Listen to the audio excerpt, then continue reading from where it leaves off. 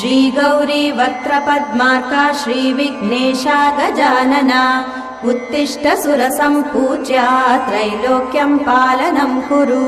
श्री गौरी वक्त्रपद्मार्का श्रीविघ्नेशा गजानना उत्तिष्ठ सुरसम्पूज्या त्रैलोक्यं पालनं कुरु। उत्तिष्ठोत्तिष्ठ हेरम्बा उत्तिष्ठ गणनायका उत्तिष्ठ करुणापूर्णा भक्तानां भाग्यदायका। उत्तिष्ठोत्तिष्ठ हेरम्बा उत्तिष्ठ गणनायका उत्तिष्ठ करुणापूर्णा भक्तानां भाग्यदायका।